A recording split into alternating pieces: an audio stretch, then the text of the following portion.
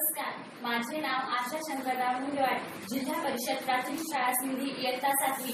माझ्या सहकारी मित्रांनी टेस्ट म्हणजे काळाचे किती प्रकार पडतात, त्याच्यामध्ये वर्तमान काळ, भूतकाळ आणि भविष्यकाळ याचे किती उपप्रकार पडतात,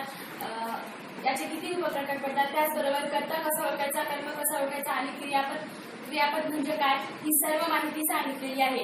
पण आजच्या तासिकेत मी तुम्हाला सिंपल पास्ट टेन्सचे निगेटिव्ह वाक्य कसे बनवायचे हे सांगणार आहे। Simple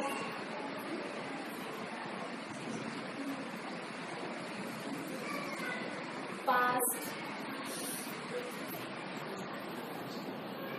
tense. Simple past tense एक उदाहरण घेऊया। उमाने चहा बनवला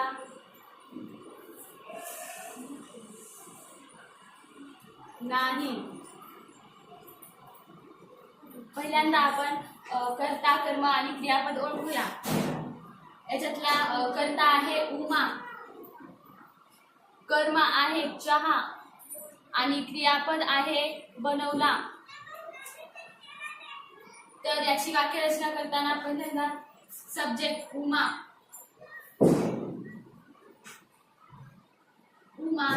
नंतर वाक्य साध्या भूतकाळात नकारार्थी बनवायचे आहे, म्हणून वाक्यामध्ये two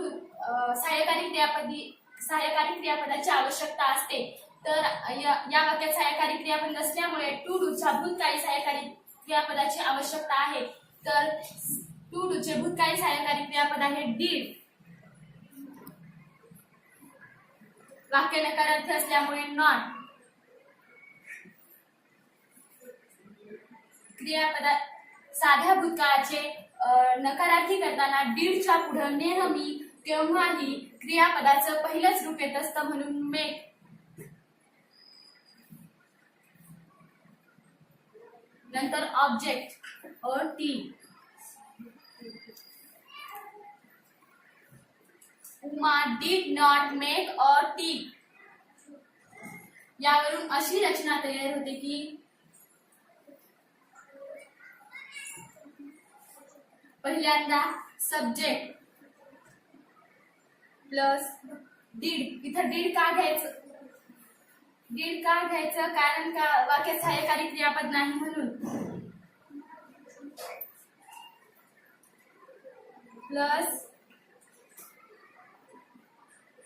plus not plus MV1 main verb first form plus object.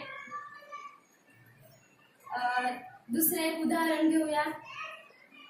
तिने गाणं गायलं, तिने गाणं गायले नाही।